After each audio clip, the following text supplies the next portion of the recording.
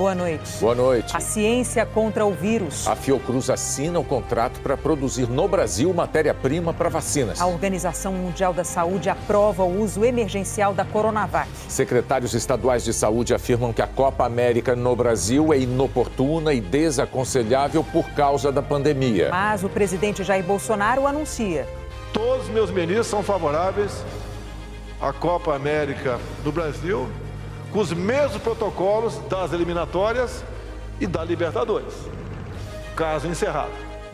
O PT vai ao STF contra a competição e o ministro Ricardo Lewandowski pede informações ao presidente da República. A médica Nise Yamaguchi confirma na CPI que teve reuniões no Palácio do Planalto sobre um suposto tratamento precoce contra a Covid. E admite que foi discutido um decreto para distribuição de cloroquina a toda a rede de saúde. Afastado o PM de Goiás que prendeu um dirigente partidário que exibia no carro uma faixa contra Jair Bolsonaro. O ex-ministro da Saúde, Eduardo Pazuello, é indicado para um cargo novo no governo. A economia brasileira cresce 1,2% no primeiro trimestre e volta ao patamar de antes da pandemia. O Jornal Nacional está começando.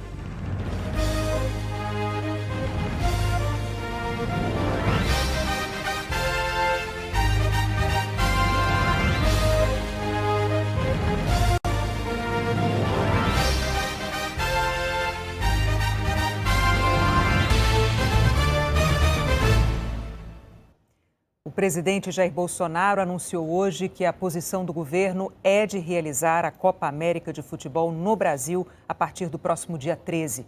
Uma das condições é que todos os envolvidos cheguem ao Brasil vacinados. A Conmebol estima que cerca de 1.000 pessoas estarão envolvidas na organização e na disputa da Copa América. E esses profissionais deverão ser vacinados antes do torneio. Os árbitros, que estão em treinamento no Paraguai, e as delegações da Bolívia, da Venezuela, do Paraguai, do Uruguai, do Equador e do Chile já receberam pelo menos a primeira dose. Mas ontem, o meio-campista chileno Arturo Vidal precisou ser hospitalizado depois de testar positivo para a Covid. A imunização de atletas e profissionais envolvidos nas competições da Confederação Sul-Americana de Futebol está ocorrendo com 50 mil doses da vacina Coronavac, recebidas pela entidade depois de um acordo comercial com o laboratório chinês Sinovac. Além da Copa América, a Libertadores e a Copa Sul-Americana estão nesse programa. Inclusive, algumas equipes brasileiras já receberam a primeira dose quando jogaram no Paraguai. Antes da Copa América, essas 10 seleções vão disputar 2 rodadas pelas eliminatórias da Copa do Mundo do Catar. O Brasil, por exemplo, na sexta-feira, recebe o Equador em Porto Alegre e na outra terça-feira, fora de casa, vai enfrentar o Paraguai. E provavelmente nessa passagem por Assunção, capital paraguaia, onde fica a sede da Conmebol, a delegação brasileira será vacinada. A vacinação não pode ser feita aqui no Brasil, porque não segue os critérios do PNI, o Programa Nacional de Imunizações. Então, quando nós falamos em vacinação, a gente tem que considerar o esquema vacinal, que são as 2 doses. Mesmo naquelas vacinas que já têm uma eficácia na primeira dose, a gente precisaria de um período para que a imunidade fosse desenvolvida nesses atletas, né? A gente precisaria de um tempo maior do que vai acontecer se a Copa realmente estiver aqui e começar no dia 13. O técnico Tite, de 60 anos, e formado em educação física, recebeu as 2 doses no Rio de Janeiro. Marquinhos, Lucas Paquetá e Neymar, que moram na França, já receberam uma dose. Muitos atletas que virão ao Brasil atuam em várias partes do mundo, mas quase todos já estão aqui na América do Sul há mais de uma semana, justamente por causa das rodadas das eliminatórias. Hoje, de novo, as entrevistas foram canceladas na Granja Comari. A seleção, que pela primeira vez teve o grupo completo com as chegadas do goleiro Ederson e do atacante Gabriel Jesus, segue com treinos fechados por conta da pandemia e em silêncio por causa da Copa América. A Copa América voltou a ocupar as atenções no Congresso e o Supremo Tribunal Federal também foi acionado. Na CPI da Covid, antes de ouvir o depoimento do dia, os senadores discutiram a Copa América. O senador do Podemos, Eduardo Girão, aliado do governo, defendeu que o Brasil receba o evento. Não vejo motivos para se interromper algo que a gente devia celebrar. No Brasil, uma vinda de uma Copa América que não é qualquer torneio, é um torneio tradicional, que a gente possa, de alguma forma, não interromper isso, porque gera emprego, isso gera também turismo no futuro. O relator da CPI, senador Renan Calheiros, do MDB, disse que o governo deveria levar em conta o momento da pandemia. É inacreditável que o governo federal queira sediar a Copa América aqui no Brasil, no exato momento em que a pandemia se agrava e enchem como nunca os nossos cemitérios, as nossas UTIs. E a terceira onda começa a chegar. Seria, senhor presidente, senhores senadores, transformar essa Copa em campeonato da morte. Hoje, mesmo evento, o presidente se corrigiu. Em vez de Mato Grosso do Sul, uma das sedes será a Arena Pantanal, em Mato Grosso. Pantanal, Goiás, Brasília e Rio de Janeiro. Ok? O governador de São Paulo, que ontem chegou a cogitar receber os jogos desde que cumprindo medidas sanitárias, publicou nota afirmando que solicitou ao secretário-geral da Confederação Brasileira de Futebol, Walter Feldman, que busque alternativas para a realização da Copa América fora do estado de São Paulo. Após ampla consulta aos membros do Centro de Contingência sobre os efeitos que a realização da Copa América teria sobre a pandemia de Covid-19 no estado de São Paulo, os cientistas apontaram que, neste momento, a realização do torneio representaria uma má sinalização de arrefecimento no controle da transmissão do coronavírus. O CONAS, Conselho Nacional de Secretários de Saúde, manifestou preocupação com a Copa América no Brasil. Em ofício ao Fórum de Governadores, citou o aumento de casos e mortes depois de cada evento festivo ao longo da pandemia.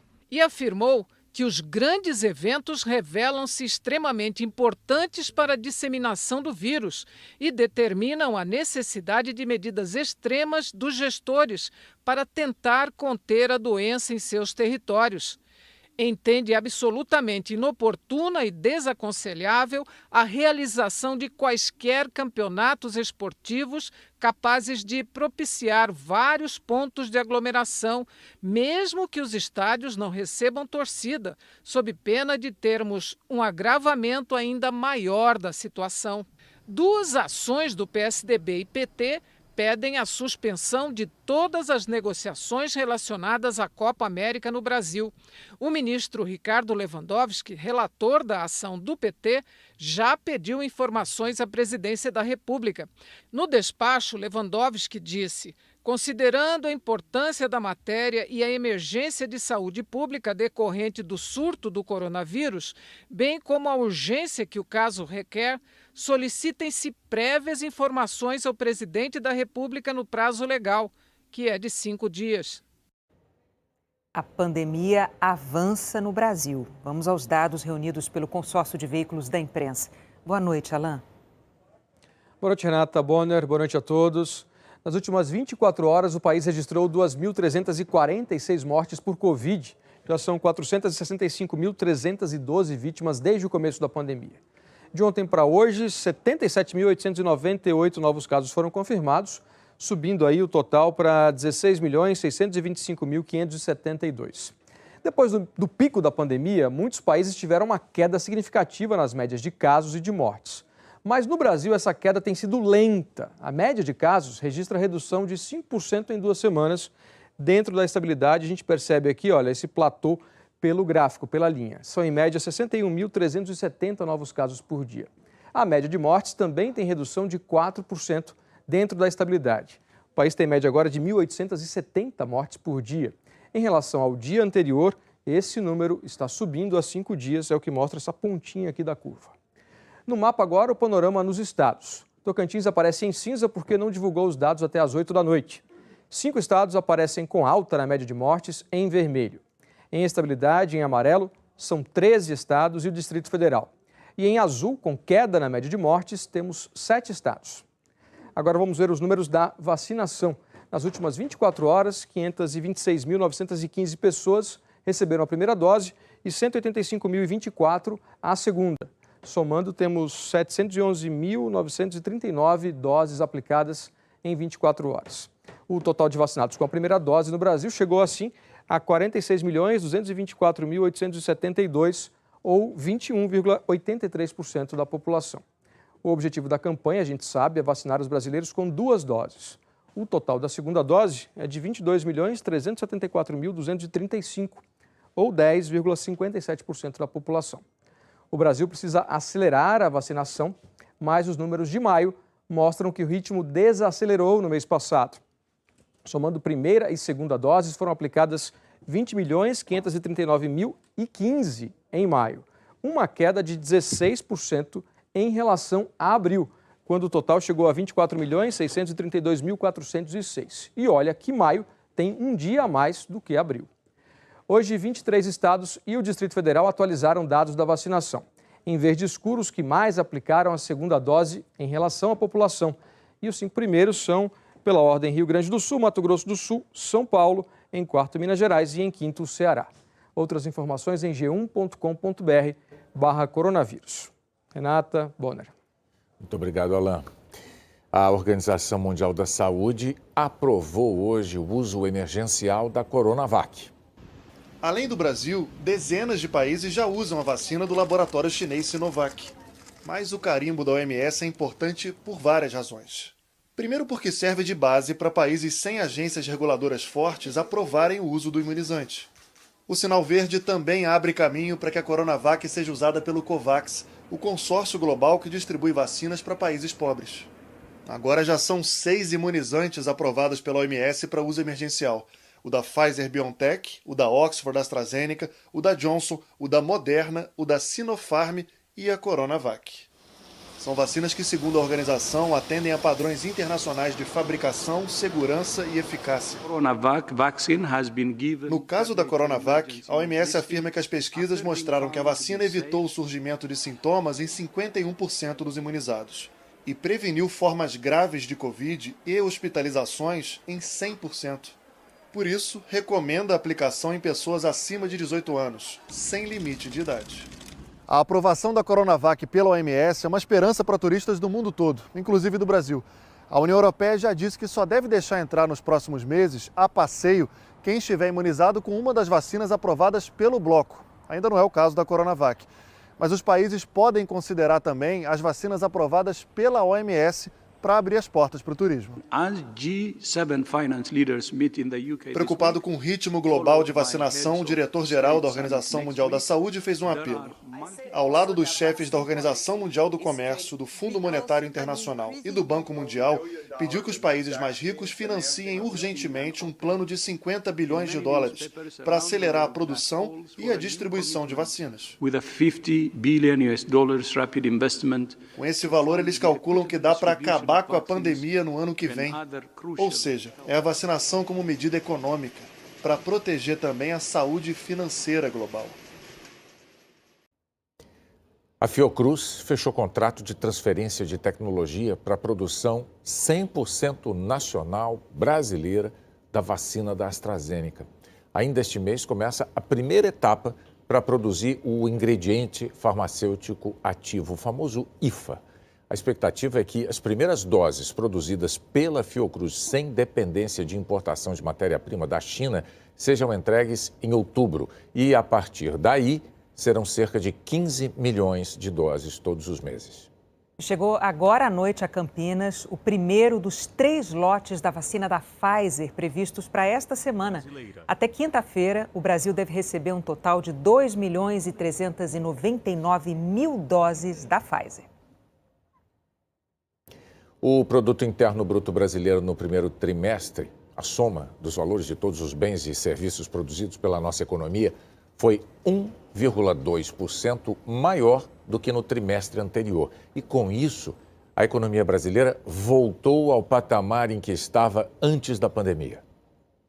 Não é a primeira vez que o campo impulsiona os números da economia brasileira. Produção recorde, exportações em alta, dólar supervalorizado.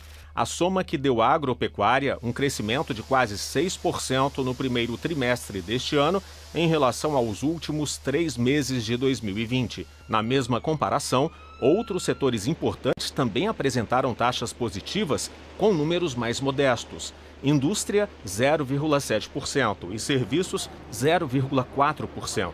No setor externo, as exportações aumentaram 3,7%, enquanto as importações cresceram quase 3 vezes mais. Número positivo também para a formação bruta de capital fixo, os investimentos na economia. Já o consumo do governo caiu e o motor do PIB, o consumo das famílias, também. Todos esses resultados, calculados pelo IBGE, deram ao Produto Interno Bruto do primeiro trimestre deste ano um crescimento de 1,2% em relação ao trimestre anterior. Voltamos ao patamar do quarto trimestre de 2019, antes da pandemia. Se comparado ao mesmo período do ano passado, o crescimento é um pouco menor. O ministro da Economia estava numa audiência virtual na Câmara dos Deputados e comemorou. Nós estamos crescendo 1% acima desse primeiro trimestre do ano passado. Está sinalizando como a economia caiu muito fortemente na pandemia do ano passado. E esse ano, o próprio vacinação, o avanço da vacinação, o avanço dos protocolos e o próprio aprendizado de como se proteger durante a pandemia estão protegendo um pouco mais a economia, é possível que nós estejamos crescendo realmente a taxas bem maiores. A arrecadação está vindo forte. Este é o terceiro resultado positivo depois do tombo do segundo trimestre de 2020. Mas os economistas ressaltam que esses números precisam ser analisados com cuidado. É que eles revelam um comportamento bastante desigual da economia. Um PIB de ganhadores e perdedores. O setor de serviços, por exemplo, que reúne 7 grupos de atividades, é o que mais emprega. E ainda está longe de recuperar as perdas na pandemia. Dentro desse setor, uma área que exige trabalhadores qualificados cresceu mais de 5%. O Luiz Felipe é o fundador de uma empresa que criou e vende um programa de computador. Só este ano ele contratou 27 novos funcionários e não foi fácil. O profissional brasileiro pode estar trabalhando daqui para uma empresa nos Estados Unidos ou na Europa, em qualquer lugar do mundo. Então isso tem tornado o mercado muito aquecido e hoje realmente é difícil a gente conseguir contratar talentos. Bares, restaurantes, hotéis, salões de beleza também estão no setor de serviços, mas no grupo que teve queda superior a 7%. E esse segmento emprega em torno de 1/3 de toda a população no Brasil. O que a gente tem observado nesse início de ano, nesse primeiro tri, uma recuperação do PIB até mais forte, mas o crescimento do emprego, principalmente o emprego de baixa qualificação, o emprego informal, ainda muito atrás. E a taxa de desemprego não subiu tanto porque as pessoas deixaram de procurar emprego. Então o desafio será não só crescimento econômico, mas também geração de emprego e renda. Exatamente o que falta para o Carlos Antônio. O último emprego dele foi num supermercado e ele procura trabalho há meses. Que aparecer, eu vou de servente, de pintor, não importa a hora, não importa o lugar, qualquer hora eu vou. Para estar trazendo leite para minha filha, ou alimento para minha família, eu faço qualquer coisa. Sendo honesto, eu faço qualquer coisa. No início do ano, o crescimento da indústria brasileira foi alimentado pela recuperação de outros países, como a China e os Estados Unidos. Nesta fábrica de portas e janelas de alumínio na Grande São Paulo, o trabalho está quase no ritmo de antes. Quase porque a falta de matéria-prima ainda atrapalha. Uma das linhas de produção precisou parar.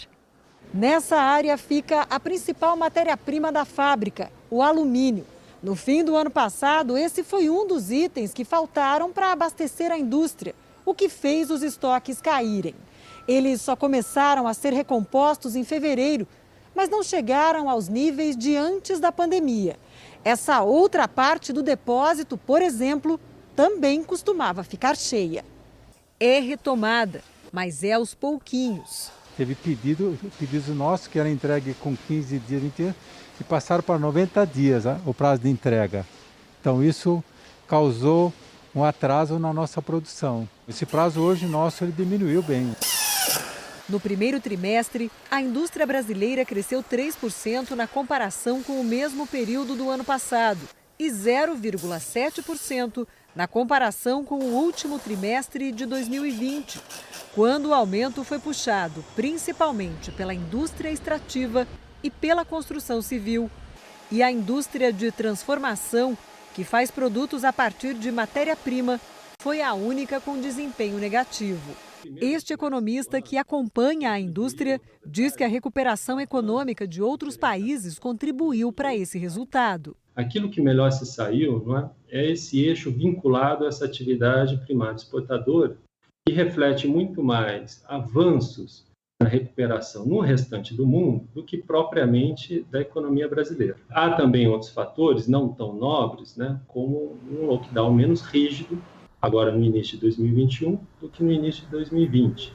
E um outro terceiro fator é que o nível de incerteza nesse início de 2021 é menor do que no ano passado, dado que já sabemos mais ou menos como lidar com os efeitos econômicos da pandemia.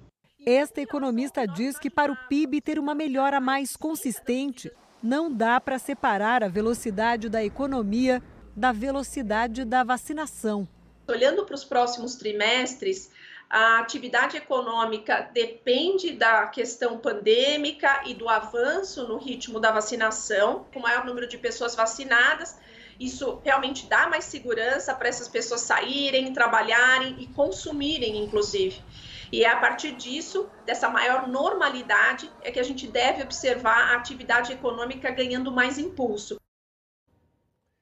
O presidente Jair Bolsonaro publicou numa rede social a seguinte mensagem, abre aspas. Nosso PIB superou as expectativas para o primeiro trimestre, crescendo 1,2% e voltando ao ritmo otimista do período pré-pandemia, resultado de um trabalho intenso que priorizou, além do combate à doença, proteger empregos e garantir a dignidade dos brasileiros. Fecha aspas. No mercado financeiro, a Bolsa de Valores brasileira subiu 1,63% e registrou um novo recorde de pontos. A cotação do dólar comercial caiu para R$ 5,14.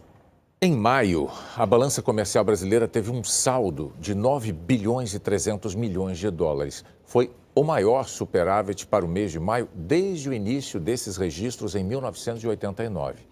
O real desvalorizado em relação ao dólar ajudou. Primeiro porque produtores brasileiros se sentiram estimulados a exportar mais, para embolsar dólares. Segundo porque os nossos produtos ficam mais baratos para os estrangeiros. E exatamente no momento em que aumentou a demanda mundial por produtos básicos que nós exportamos, como a soja e o minério de ferro. O ministro da Educação, Milton Ribeiro, anunciou a realização do Enem deste ano nos dias 21 e 28 de novembro. Os formatos impresso e digital vão ser aplicados nos mesmos dias. As inscrições começam no fim deste mês. Por causa da pandemia, o Enem de 2020 só foi aplicado em janeiro deste ano e teve recorde de abstenção. A seguir, a médica Nise Yamaguchi confirma na CPI que teve reuniões no Planalto sobre tratamento precoce contra a Covid. Afastado, o PM de Goiás que prendeu um dirigente partidário por causa de uma faixa contra o presidente Bolsonaro.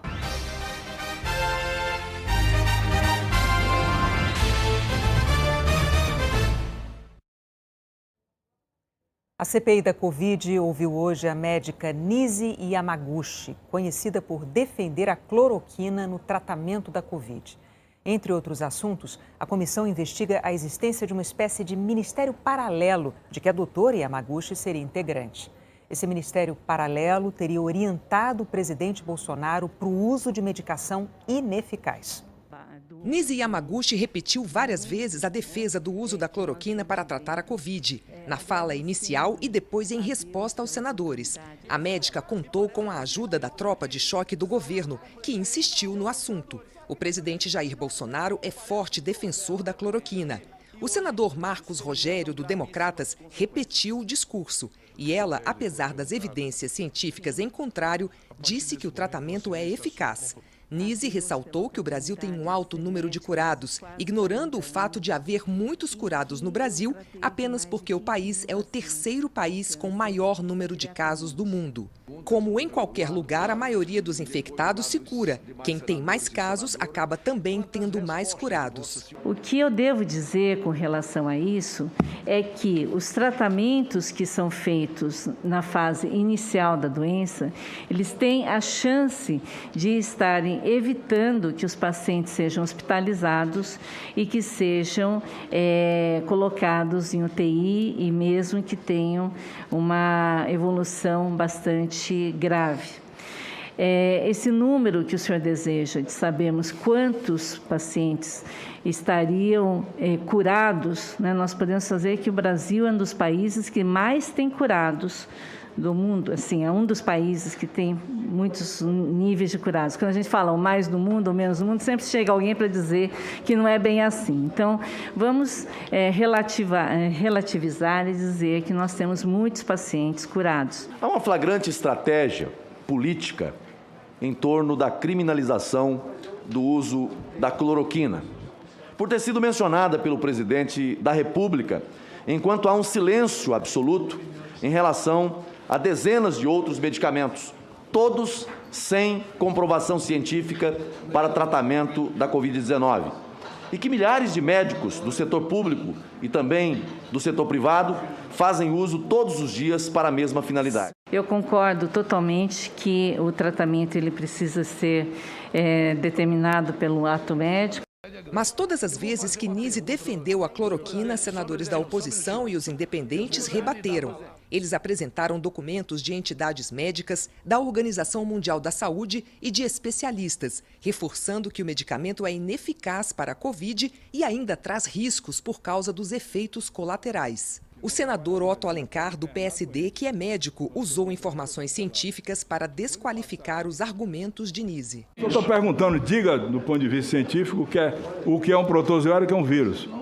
Qual é a composição de um e de outro? A senhora sabe? Então, vamos começar pela discussão que o senhor colocou. Não, né? Não, primeiro a senhora vai me responder agora o que é um protozoário e um vírus, por favor. Exatamente. Nós temos aqui uma... Senhora, eu fiz um testezinho simples com ela. Qualquer criança, qualquer menino de segundo ano, terceiro ano, eu fui professor de química, por muito tempo de biologia. Isso é beabá. É beabá. É beabá. A senhora não sabe, a senhora jogou no escuro assim, com um grupo de pessoas que não entendia absolutamente nada da doença. Eu vou perguntar à senhora aqui também de novo. Fácil de responder.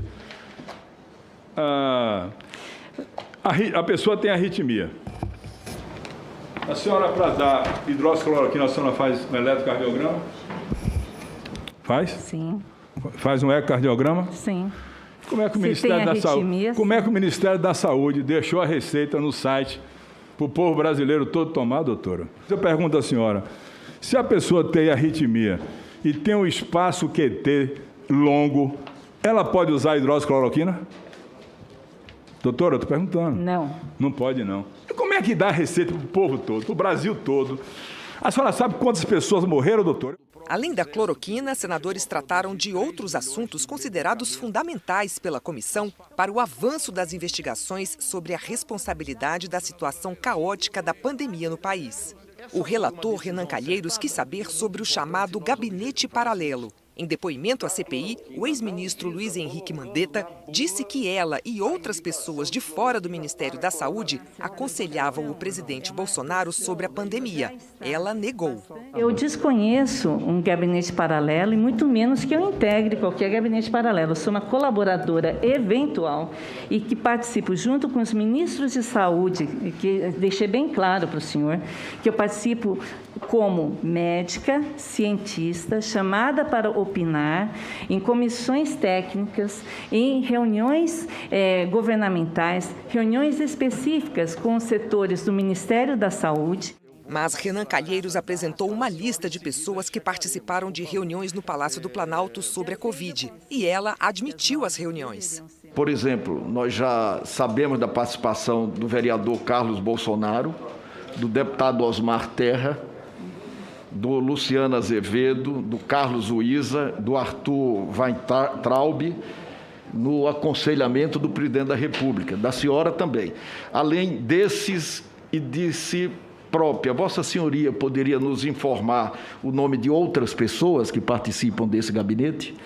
Senhor senador, eu reitero a importância de caracterizar que eu desconheço a existência de um gabinete paralelo. Tudo bem, chamemos como queiramos chamar. Sobre vacinação, Nise disse que é contra a obrigatoriedade e condenou o que chamou de vacinação aleatória de toda a população, o que provocou irritação dos senadores. Na realidade, quem está nos vendo nesse momento, eu peço que desconsidere as questões que ela diz aqui em relação à vacina. Desconsidere o que ela está dizendo em relação à vacina. Ela não está certa, eu não sou médico, não sou. Mas vacina, desde que a gente tem por gente, vacina sempre preveniu. É melhor prevenir do que remediar. Isso é histórico, doutora Anice. Perfeito. Isso é histórico, não é de hoje. Tem que vacinar todos os brasileiros, doutora Anice. Essa é a Copa que precisa ser feita. Pelo amor de Deus, doutora Anice, sabe o que é? Não, escute o que ela está dizendo. Não, todos os brasileiros precisam de 2 vacinas. 2!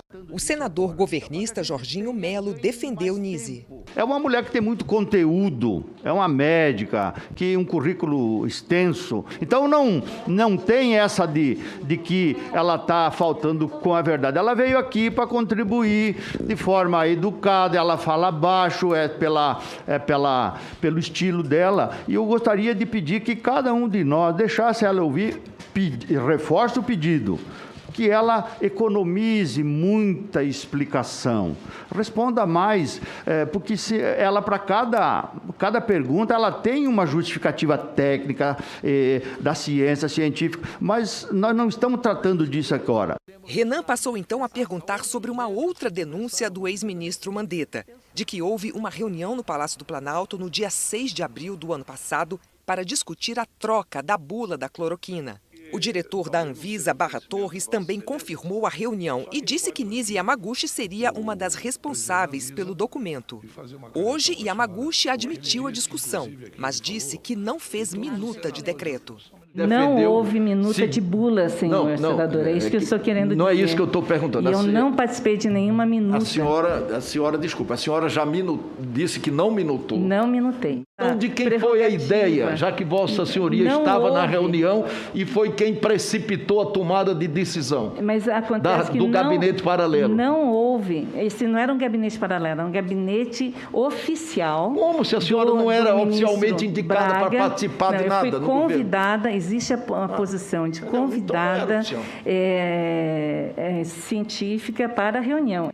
A médica apresentou à comissão um documento que, segundo ela, seria um decreto discutido na reunião do Planalto, com a finalidade de oferecer medicamentos como a cloroquina à população e não trocar a bula. Os senadores de oposição e os independentes também reclamaram. Disseram que Nise apresentou dados falsos na CPI. Ela, por exemplo, disse que o Amapá, estado que utilizou a cloroquina no tratamento de pacientes com Covid, tem um dos menores índices de mortalidade do mundo. A declaração é falsa. 11 estados têm índices menores do que o Amapá. O estado com a menor taxa de mortalidade do país é o Maranhão. Em outro momento, Nise Yamaguchi afirmou que nunca se encontrou sozinha com o presidente Bolsonaro.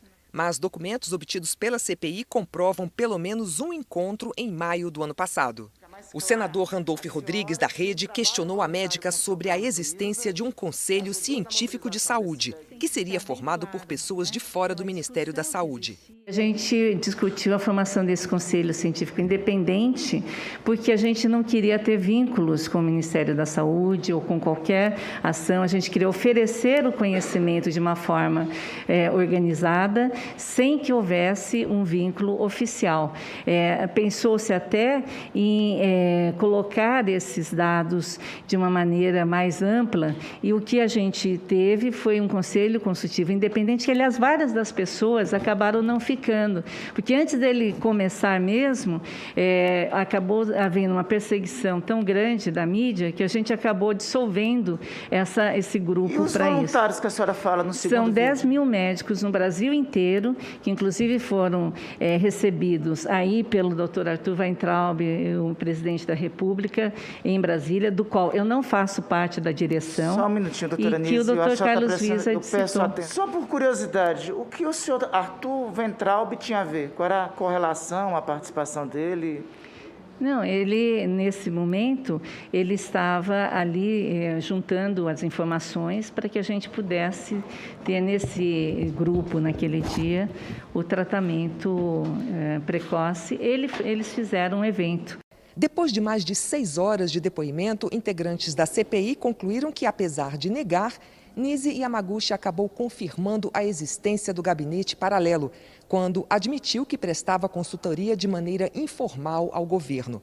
Senadores destacaram que ela nunca teve cargo oficial no governo, ou seja, prestou um serviço paralelo, demonstrado nos registros oficiais de mais de 20 reuniões. O ministro do STF, Edson Fachin, deu 5 dias para o presidente Jair Bolsonaro explicar as ações dele de desrespeito a medidas de isolamento social e ao uso de máscara. Fachin é o relator de um pedido de liminar do PSDB para obrigar Bolsonaro a cumprir determinações do Ministério da Saúde e da Anvisa contra a pandemia. Na decisão, Fachin classificou como graves as alegações apresentadas pelo partido. A Procuradoria-Geral da República e a Advocacia-Geral da União também devem se manifestar. O Palácio do Planalto não se manifestou. O ex-ministro da Saúde, Eduardo Pazuello, vai ser secretário de Estudos Estratégicos da Secretaria Especial de Assuntos Estratégicos da Presidência da República. O general Pazuello foi demitido do Ministério da Saúde em março. Ele responde a um procedimento disciplinar no Exército por ter participado de um ato político de apoio ao presidente Jair Bolsonaro no dia 23 de maio, o que é proibido a militares da ativa. Hoje, depois de um evento no Ministério da Saúde, o presidente era entrevistado por repórteres quando foi questionado sobre Pazuello. Bolsonaro, então, virou as costas e saiu. O governo de Goiás afastou o tenente da Polícia Militar que prendeu um professor que se negou a retirar do carro uma faixa que chamava o presidente Bolsonaro de genocida. O caso ocorreu em Trindade. O tenente Marlon Albuquerque disse ao professor Arquidones Bites que se ele não tirasse a faixa em que estava escrito "Fora Bolsonaro genocida", seria enquadrado na Lei de Segurança Nacional. O professor se recusou, foi algemado e levado para a Polícia Federal. Arquidones, que também é dirigente do PT, prestou depoimento e foi liberado. A Polícia Federal no estado declarou que o professor não cometeu transgressão criminal que se enquadrasse na Lei de Segurança Nacional. O governo de Goiás afirmou que não compactua com abuso de autoridade. Imagens gravadas por moradores do centro do Recife comprovam o emprego de violência por policiais militares durante o protesto de sábado contra o presidente Jair Bolsonaro. O vídeo é desta mulher que mora perto do local onde a polícia militar reprimiu um protesto pacífico contra o presidente Jair Bolsonaro no último sábado no Recife. Ela não quis se identificar. Eles começaram a atirar. Caiu muita bomba aqui na casa, nesse telhado, que tem um casarão aqui do lado dos antigos. E atirando contra as janelas. Mas o que eu vi foi um completo horror. Eles estavam atirando a esmo. 2 pessoas foram atingidas no olho por balas de borracha. Daniel Campelo recebeu alta hoje à tarde. Ele perdeu a visão do olho esquerdo. Jonas Correia, ferido no olho direito, vai fazer cirurgia amanhã. Segundo a família, os médicos disseram que o olho dele teve também um dano irreversível. O governo de Pernambuco anunciou ajuda financeira e indenização pelos ferimentos. Os parentes contaram que, até agora, não receberam nada. O promotor responsável pelo caso pediu esclarecimentos à Secretaria de Defesa Social, que é quem cuida da segurança pública em Pernambuco, e disse que 2 dias antes do protesto, numa reunião virtual sobre o enfrentamento da Covid-19 no estado, já tinha alertado para a necessidade de orientar a PM para evitar excessos de modo geral, inclusive nas manifestações. Disse publicamente na reunião da realização do evento e, naquela oportunidade, solicitei ao senhor secretário de Defesa Social que orientasse o efetivo para que não houvesse excessos. O governo ainda não esclareceu de quem partiu a ordem para a repressão. Hoje, o secretário de Defesa Social passou mais de 3 horas na Assembleia Legislativa explicando aos deputados a ação violenta da PM e saiu sem falar com a imprensa. E agora à noite, o governador de Pernambuco, Paulo Câmara, do PSB, anunciou que aceitou o pedido de exoneração do comandante da Polícia Militar, Vanildo Maranhão.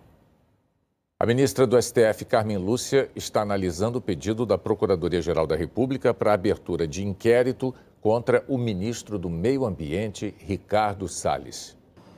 A suspeita é que Salles tentou interferir de forma indevida na Operação Androantos da Polícia Federal, que apreendeu no fim do ano passado mais de 220 mil metros cúbicos de madeira no Pará, ou cerca de 65 mil árvores derrubadas. No documento, a PGR disse que é necessário aprofundar a investigação sobre Ricardo Salles para verificar se o ministro praticou os crimes de advocacia administrativa, obstrução de fiscalização ambiental e embaraço de investigação que envolva organização criminosa. O pedido da PGR foi feito a partir de uma notícia-crime apresentada em abril pelo delegado Alexandre Saraiva, então superintendente da PF no Amazonas. Segundo a PF, depois da apreensão da madeira, que tem valor estimado em 130 milhões de reais, o setor madeireiro se aproximou do ministro do Meio Ambiente para tentar liberar a carga. Um exemplo é a visita de Salles ao local da apreensão e as declarações dele de que ouviu de empresários que as árvores tinham sido derrubadas dentro da lei. Salles também participou de uma reunião em que empresários apresentaram documentos aos policiais e pediu pressa na análise da PF. A Polícia Federal identificou fraudes na concessão das terras públicas de onde os madeireiros retiraram as árvores.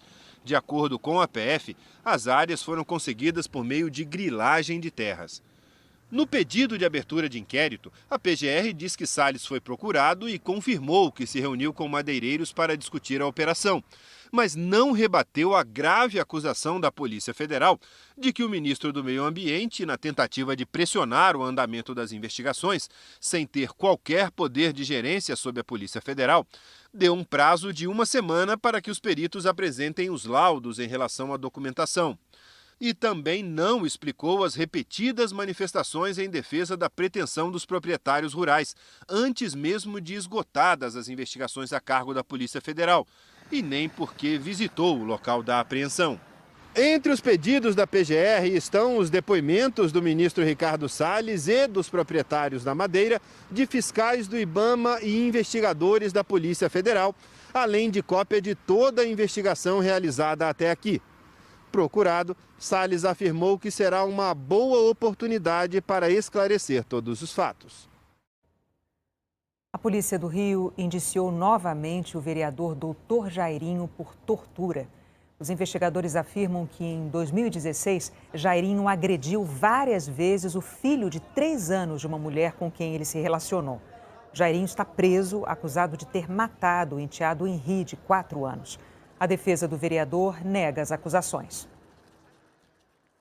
O presidente dos Estados Unidos, Joe Biden, visitou hoje a cidade de Tulsa, no estado americano de Oklahoma, onde há 100 anos supremacistas brancos incendiaram 35 quarteirões. Em 1921, a comunidade negra do bairro de Greenwood era uma das mais prósperas dos Estados Unidos. Na noite de 31 de maio, foi alvo de uma covardia brutal em que 300 pessoas foram assassinadas e mais de 10 mil perderam suas casas e negócios.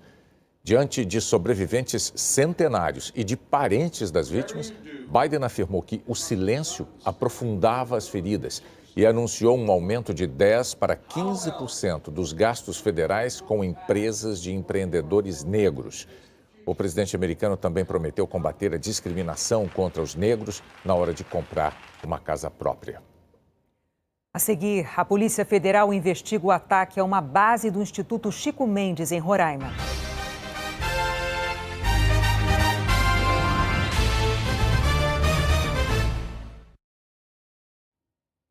A Polícia Federal está investigando o ataque a uma base do Instituto Chico Mendes, em Roraima.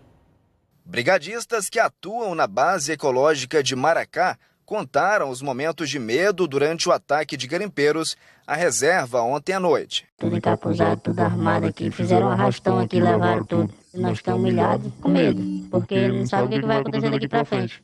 Em outro áudio, o relato de pavor quando mais barcos suspeitos chegaram. Pessoal, a gente tá entrando pro mato. Chegou mais gente na beira do rio. A gente vai entrar para uma dessas trilhas aí. Chegou mais um barco lá na beira do rio. Estamos descendo para as trilhas. Ainda de acordo com os funcionários, os garimpeiros estavam armados e levaram materiais que tinham sido apreendidos na reserva ecológica há 2 semanas, como quadriciclos, motores de barco e combustível. Durante o ataque, 3 brigadistas foram feitos reféns. Os garimpeiros fugiram em direção à terra indígena Yanomami. Não há relato de feridos. Com mais de 100 mil hectares, a reserva ecológica de Maracá fica próxima à terra indígena Yanomami, no norte de Roraima. A maior reserva indígena do país sofre com a invasão de garimpeiros em busca da extração ilegal do ouro. O povo Yanomami estão correndo risco, a terra Yanomami está correndo risco, a nossa população está todo mundo ameaçado de garimpo ilegal na terra indígena Yanomami. Há poucos dias, a região também enfrentou uma série de episódios de violência quando garimpeiros atiraram contra os povos indígenas e trocaram tiros com policiais federais. Agora é hora da previsão do tempo. Boa noite, Anne. Oi, Bonner. Boa noite para você, para Renata. Boa noite a todos. Agora no mês de junho, olha só, gente, a gente vai perceber cada vez mais o mapa indicando chuva só nas bordas do país, tá? Enquanto que no centro, pouquíssima chuva. No sul, a chuva chega por causa das frentes frias. No nordeste são as ondas de leste. O vento joga as nuvens de chuva do mar para o continente. E no norte, a Zecite, que é esse corredor de umidade que agora sobe e a chuva recua. Belém e Recife passaram pelo mês de maio mais chuvoso dos últimos 10 anos. Em junho, em Belém, a chuva já diminui consideravelmente. Já no Recife e João Pessoa, ela continua, até porque esse é o período chuvoso na região que vai até julho. Chove e a máxima chega aos 33 graus em Belém, 30 em Macapá e Boa Vista, São Luís 32, Recife, chuvinha e 29 graus. Em Salvador, a temperatura vai ficar na casa dos 29 graus nos próximos dias. Na sexta, a chuva pode engrossar. Então, a Anne falou muito de chuva concentrada, mas ela tem informações também sobre o Brasil seco, né, Anne? Vamos ver. É, cada vez mais, viu, Bonner? Olha só, esse daqui, gente, é o mapa da Agência Nacional de Águas e Saneamento Básico, que monitora a seca no país. Hoje, há dados de todos esses estados aqui. Quanto mais laranja e vermelho, mais grave a seca. De janeiro até abril, destaco o aumento da seca no Nordeste, em especial na Bahia, e essa seca extrema aqui em vermelho no interior de São Paulo, que ganhou inclusive espaço para seca excepcional, que é a mais grave. E estamos só no começo do período seco no Sudeste. Amanhã a umidade fica bem baixa em toda essa área laranja e é onde esquenta muito também. Campo Grande e Goiânia, máxima de 31 graus. Em Cuiabá, Porto Velho, Palmas e Teresina, 34. No Sudeste tem previsão de chuva só no sul de Minas. Nas outras capitais, em todas as capitais, tempo firme e tarde quente.